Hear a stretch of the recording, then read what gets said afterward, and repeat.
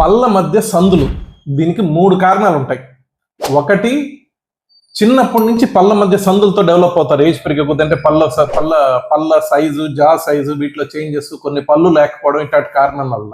దీనికి ట్రీట్మెంట్ ఏమంటే clip treatment వేస్తాం, లేదంటే ఇప్పుడు అడ్వాన్స్డ్ గా అలైనర్స్ అని వేస్తున్నాం, ఇన్విజిబుల్ క్లిప్స్. ఇంకొక కారణం పళ్ళ మధ్య సందులకి ఏంటంటే పళ్ళు పుచ్చుండడం. పళ్ళు పుచ్చినప్పుడు, 2 పళ్ళ మధ్యలో పుచ్చినప్పుడు అక్కడ సందు ఏర్పడుతుంది. అప్పుడు దానికి సిమెంట్ పెట్టడమో, లేదంటే రూట్ కెనాల్ చేసి క్యాప్ వేయడమో చేస్తామో, అప్పుడు తగ్గుతుంది. మూడోది చాలా చాలా ఇంపార్టెంట్. మూడోది చెప్పే ముందు పేజ్ ఫాలో కండి. వ్యూస్ ఏమో లక్షల్లో వస్తున్నాయి, ఫాలోవర్స్ మాత్రం వేలల్లో ఉన్నారు. సో ఫాలో కండి పేజ్, దండం పెడతాం మీకు. ఆ గిట్టగా అరవట్లే. తర్వాత మూడో కారణం, ముఖ్యమైన కారణం ఇది చిగుర్ల వ్యాధి. చిగుర్ల వ్యాధి వచ్చినప్పుడు పళ్ళ చుట్టూ ఉండే ఎముక అరిగిపోతుంది కిందకి. అలా అరిగిపోయినప్పుడు పళ్ళ మధ్య సందులు డెవలప్ అవుతాయి.